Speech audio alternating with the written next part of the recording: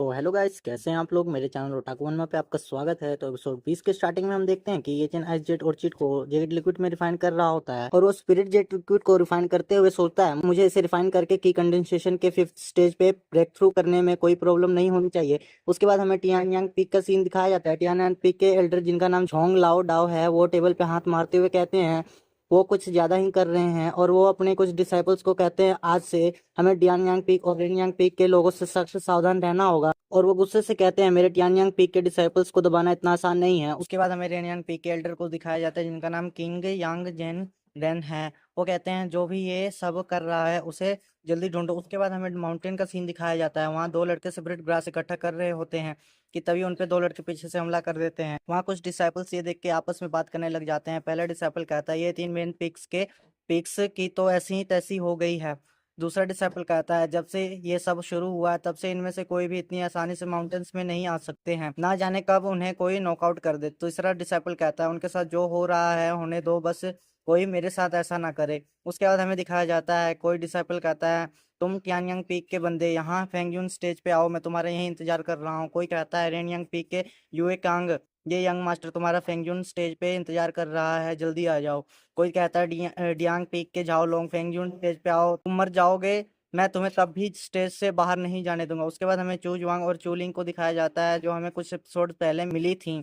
उनमें से चूजवांग कहती है ये तो बहुत बड़ी घटना है, मुझे लगता है जब से हेंगुए सेक्ट की बुनियाद रखी गई है तब से ऐसा कुछ पहली बार हो रहा है।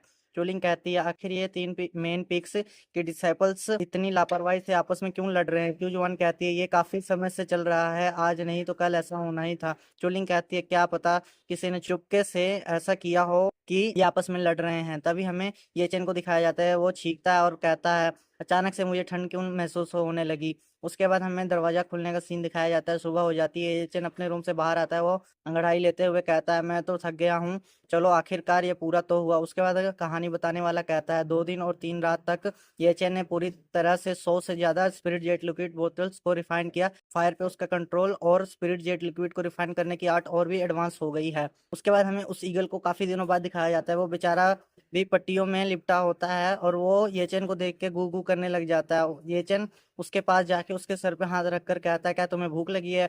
वो गू गू करने लग जाता है, मतलब उसे भूख लगी है। येचन उसे एक मीट का टुकड़ा खाने को देता है। वो ईगल खुश होकर वो खाने लग जाता है। येचन उसको मीट खिलाते हुए कहता है भले ही तुम अपने इंजरी से फुली रिकवर हो गए हो। और वो अपने पास से स्पिरिट जेट लिक्विड निकालते हुए कहता है लेकिन तुम्हें उड़ने में अभी भी महीने लगेंगे, मुझे तुम्हारी मदद करने दो। और ये चेन उससे हील करने लग जाता है। ईगल को दर्द होता है तो ये चेन उसे कहता है डरो मत, मैं तुम्हें ठीक कर रहा हूँ। उसके बाद हम देखते हैं ईगल की पट्टियां खुल के नीचे गिर जाती हैं और वो उड़ने लग जाता है। ये चेन उसे उड़ता हुआ देख के कहता है कल तक सब ठीक हो जाएगा।